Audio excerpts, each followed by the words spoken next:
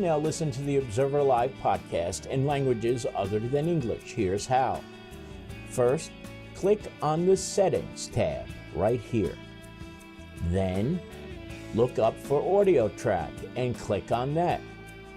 Then, scroll around for different languages, find the one that you want to hear everything in, and click on it. And it's that simple. Now you can listen to everything in the language of your choice on the Observer Live podcast.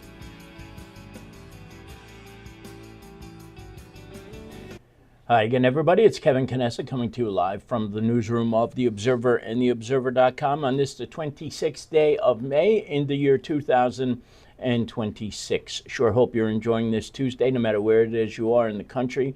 So much nicer here in the Northeast than it was all weekend long, but 79 degrees right now in downtown Kearney. So it looks like we're finally getting into the summer after a miserable, really rotten Memorial Day weekend weather-wise. You know, I had a chance to go to the pig roast on Sunday, and man, it was just, or maybe it was Saturday, I can't even keep track of the days anymore, but it was just so miserable out. But anyway, we hope you're all enjoying your weekend. Hope you all had a nice time and a good Memorial Day weekend in the weekend just passed. We have a lot to get to, as we do each and every Tuesday for you, including this terrible situation in Lyndhurst. Bill Hooper is 29 years of age from Lyndhurst. He is still missing. We'll get to that shortly. Early voting is underway in the state of New Jersey, and locally there are some contested primaries I want to talk about a little bit today. I never got a chance last week to show you the acceptance of the speeches for Jordy Jean and Justin Arizuma, who were the Police and Firefighter of the Year, respectively. They were both recognized by the American Legion and their respective chiefs at a ceremony a couple of days ago. So I want to show you those videos.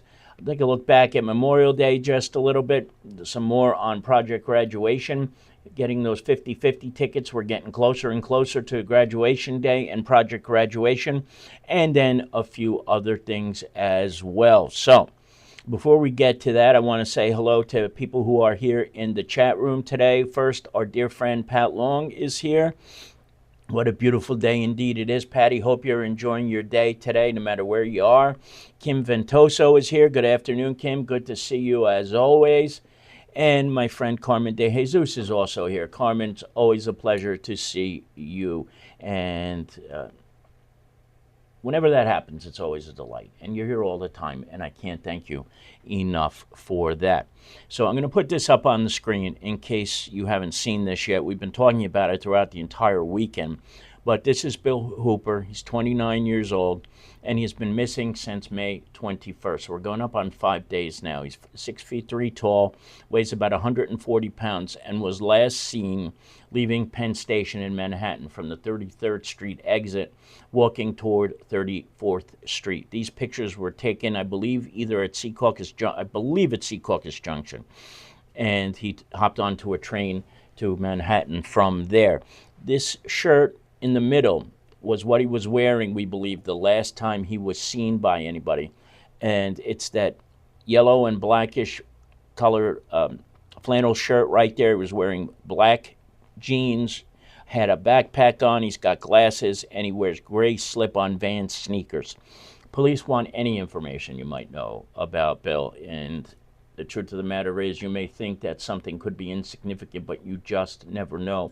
If you have any clue or any idea where he is or where he last was seen, please call the Lyndhurst Police Department at 201-939-2900. Again, 201-939-2900. His family is extremely concerned. He's considered vulnerable, and he didn't bring his phone with him or a wallet, so that's got to be even more troubling, knowing that he doesn't have either of those with him.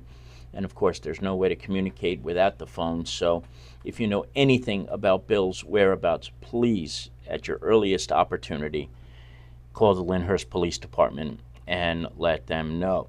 Now, we are in early voting period already, believe it or not. You can vote today until 8 p.m., every day through Saturday from 10 a.m. to 8 p.m., and Sunday from 10 a.m. to 6 p.m. over at Kearney Town Hall. The reason why we only have Kearney Town Hall up here is because it's the only location in the area where you can vote. There are no early voting locations in Lyndhurst or in North Arlington. In fact, there are none even close to North Arlington and Lyndhurst.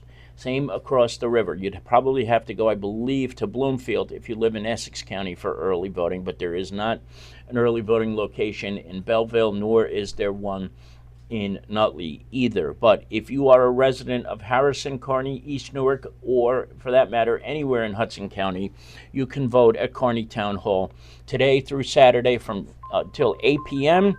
And then you can also vote on Sunday up until 6 p.m. at Kearney Town Hall, which is at 402 Kearney Avenue. Now, just keep this in mind, too. There are a couple of elections and races that are very tight, and we don't know what's going to happen, of course.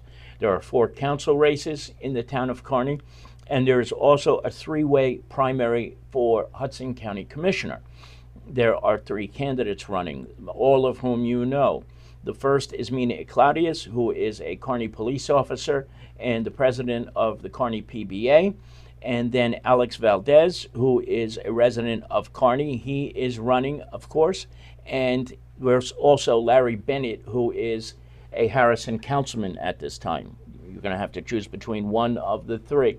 And in the municipal elections in the 1st, 2nd, and 3rd wards, there are 2 candidates running on 2 different slates in each of the wards. So that's where your choice is going to be if you are a registered Democrat. And you can vote today if you want.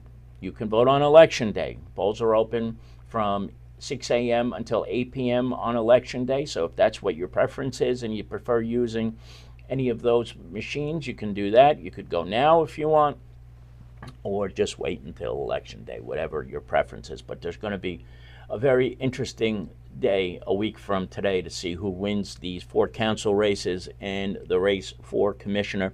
They're not the only races, obviously. North Arlington has a mayoral race this year, but there are no issues with the primaries. There's no contested primaries there. So we'll talk about those races once we get further along and into October and November.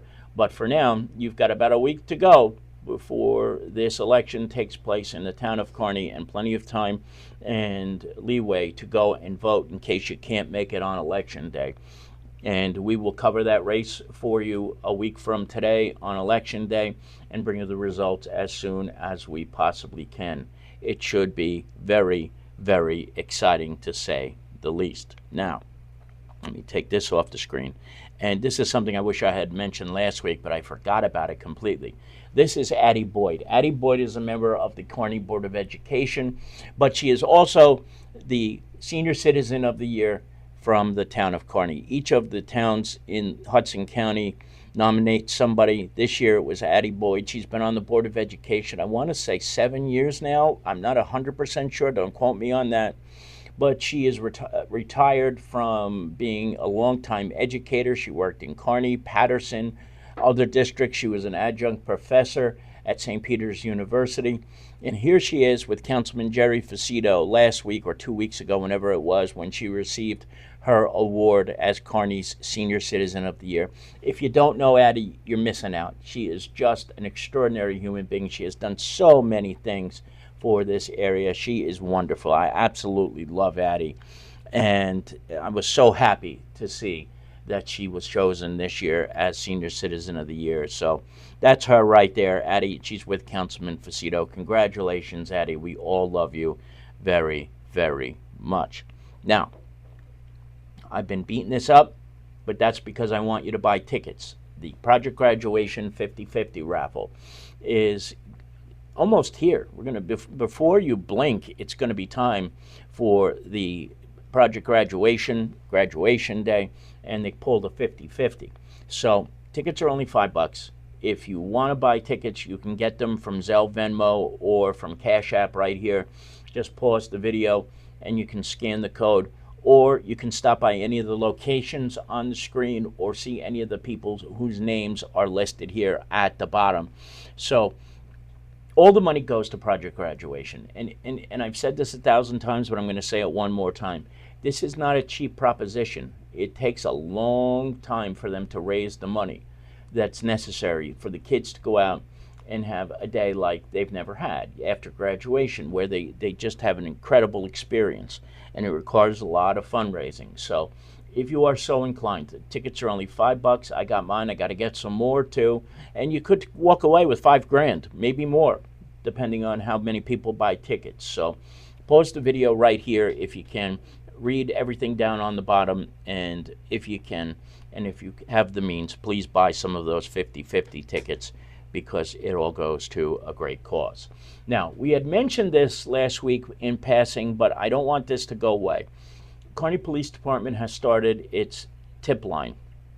They've had other tip lines with emails and things of that nature, but if you've ever had information that could help the police to solve a crime and you don't want to call 911, you don't want to call the police line, you can call this number that you see on the screen here, 201-283-5656. It's a completely anonymous process. Police aren't going to write down your number when you call and call you back or anything like that. This is simply for people who have information that could help police solve a crime of any kind. Obviously, you cannot use this as a complaint line to complain about the police department. You really need to use this only for reporting what you know about a given crime. And it is certainly not for parking complaints. So God knows there are times where people need to complain about parking in the area, but please don't do that with this line. Call the 201-283-5656 number only to give the police department a heads up on information that you may have about any given crime that might have taken place in the area. And I want to thank Sergeant John Fabula for letting us know about this. This is another one of those great things that John and the Kearney Police Department are doing on a regular basis. Now, when we first joined you, I had mentioned to you that a few weeks ago, the American Legion honored Jordy Jean as Kearney's Police Officer of the Year, which the VFW did not, by the way, and Justin Arizuma as the Firefighter of the Year. And their respective chiefs, Scott McPhee and Joseph Mastandria, both gave great speeches about Jordy and Justin and the work that they do. So I'm going to show you that. And then at the end, I want to show you the video of the reason why Justin Arizuma was chosen as the Firefighter of the Year. Joe Mastandria will explain it to you, but then I want to actually show you the heroic work that he did that got him to where he is as the Firefighter of the Year. So, without any further ado, this is from the other night at the Kearney American Legion, the Cop and Firefighter of the Year. Take a look. For the respectful honoring of the Kearney Police Officer of the Year, Jordy Jean. I've been involved with the program for over 30 years. I'm glad to see that the tradition established by Jim Fury and maybe Tommy Hawks before him, I'm not 100% sure, which continued with Keith McMillan, remains intact, with the department selecting our Policeman of the Year. I was slightly embarrassed and insulted when another organization chose to select their own Policeman of the Year for Kearney and not follow the direction of my department. How do you host and give awards for public safety in Kearney and not seek input or invite the police chief to those awards? But I'll move past that. I just found it disrespectful to Gene, who I have the utmost respect for. Let me just say that I am very, very happy that Scott McPhee said what he said. He had to say it, he said it, and then you just move on. But good for him for saying what he did. I'll continue now. But enough on that. Thank you. We celebrate Memorial Day this week, and I would like to thank all of our veterans for their service. I would like to formally congratulate my friend Jordy Jean on being named the Police Officer of the Year. Jordy truly embodies everything you look for in a police officer. Last year, Detective Jean was assigned 177 investigations and led the Detective Bureau with a 52% closure rate, while only 6% of his cases remained open. In total, he wrote 409 reports, twice as many as the next closest detective. And And that's because he routinely, now, don't let the labor attorney know, but he routinely comes to work early and stays late and doesn't get compensated for it. But that doesn't really happen, right, Gene? No. Equally impressive is his commitment to the community. And I'm not talking about working at the shop, right? He does spend a lot of time there as well. He serves on the board of Pathways Independence, which is a sheltered workshop that provides training for adults with disabilities. He's ridden the Tour de Force with me for the last 10 years, which is a 300-mile charity bike ride to support victims of 9/11. And Jordy, most of all, just thanks for being a good guy, being my friend. There's not a guy in this room that'll have a bad thing to say about you. So, Jordy, congratulations.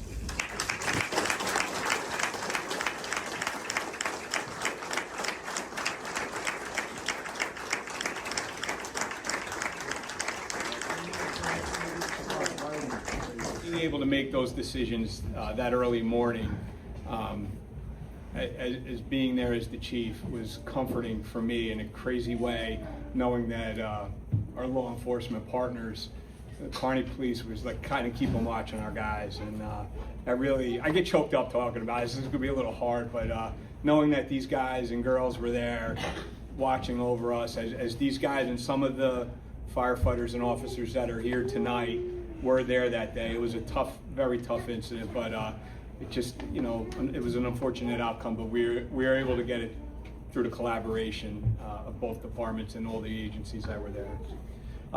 Good evening, everyone. I want to thank the American Legion, as the chief said, for continuing to honor us. Commander Ray Rivera is not here, but Vice Commander Lenny Twist, and it's great to see past Commander McMillan. Congratulations on your honor. Again, I want to thank, as always, Mayor Doyle and the entire council, our fire committee, and the entire council for their continued support of public safety in the town. And congratulations to Detective Gene on this well-deserved honor. This year, the Meritorious Acts Review Board, comprised of members from each rank of the fire department, has selected firefighter Justin Arizuma as our firefighter of the year.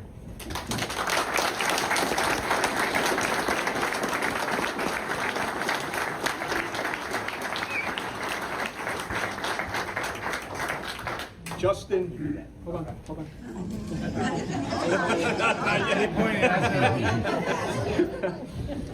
Justin is a 2018 graduate of Kearney High School. He was appointed to the department in September of 2023. He's currently assigned to Tour B at Station 1 on Davis Avenue. Justin's training includes his Firefighter 2 certification, as well as his hazmat operations and his EMT training. He was previously recognized by the VFW Post 1302 as the 2025 recipient of their Public Servant Award for Fire Service, and most recently as the New Jersey State FMBA as part of a multi-agency award, along with Kearney, Harrison, and Belleville FMBA members.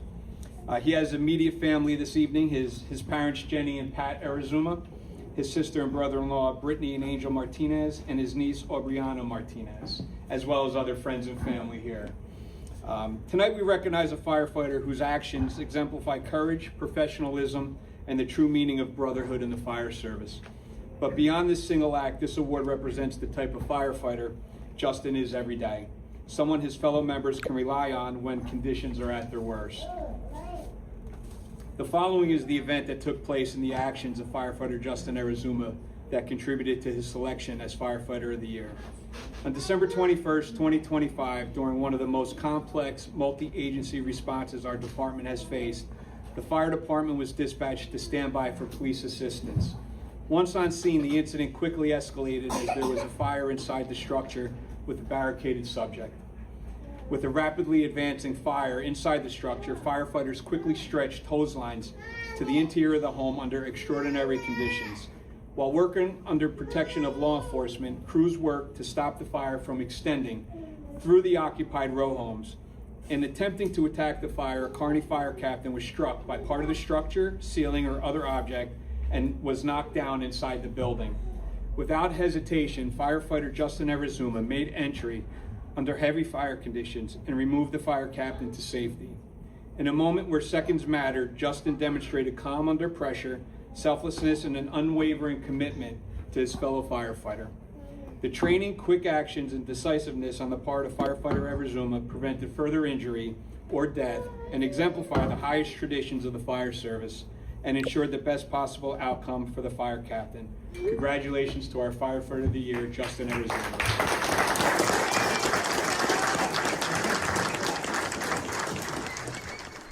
So let me just say a couple of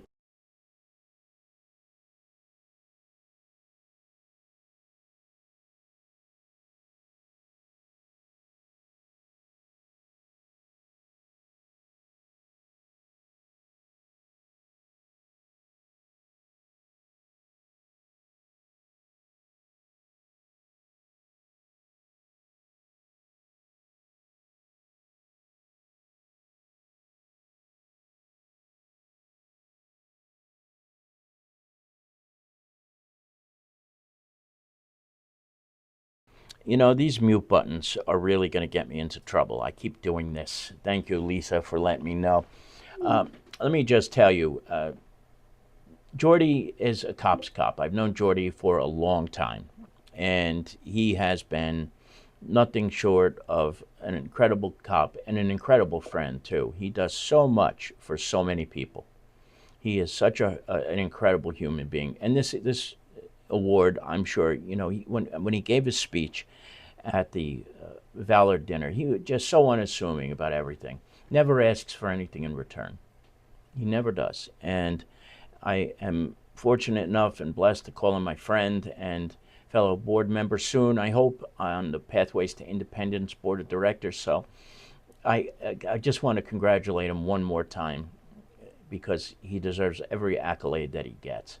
And Justin Arizuma, wow, this young man is really impressive. And you know, I had always wondered, if you remember, during that horrible incident with the fire and the man with the bow and arrow, I showed you a video of a fire captain being pulled out of the house by a firefighter. And I always wanted to know who it was, but I just didn't want to ask, because I know sometimes firefighters are very hesitant to let you know when they've done something big like this. But the committee chose Justin rightfully to be the firefighter of the year. But you've got to see this if you don't remember it, what he did when he was pulling people out. And I just want to set this up for you real quick before I show you the video.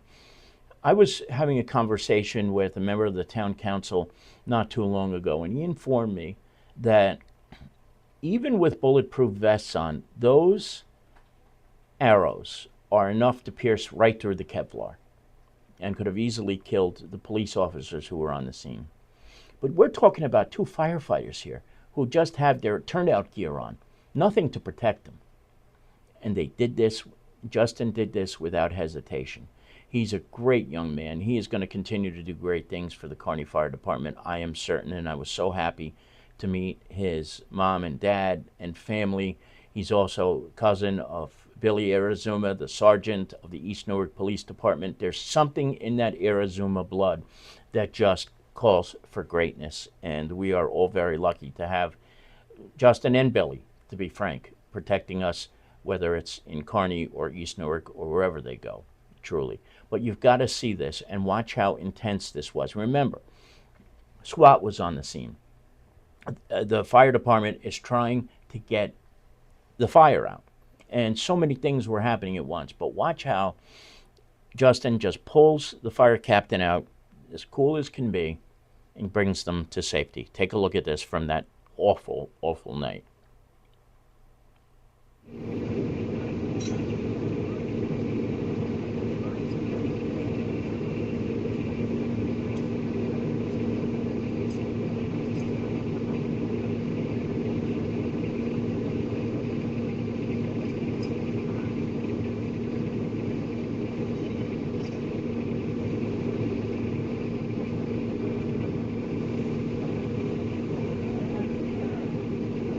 I should have said that it comes toward, you'll see them where the SWAT team is, you'll see the member being pulled out. So just keep your eyes over there if you can.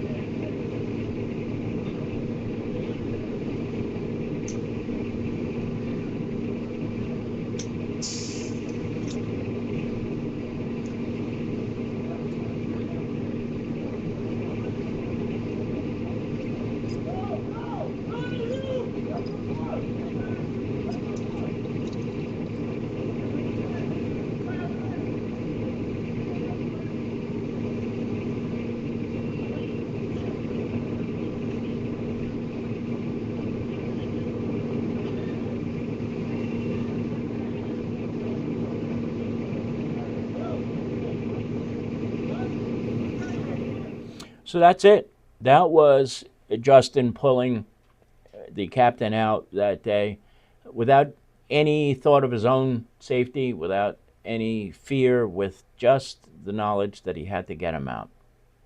And it is something to behold, that that type of bravery exists in the world. You know, Lisa and I were talking this morning about a firefighter in the city of Boston who lost his life in Dorchester a couple of nights ago.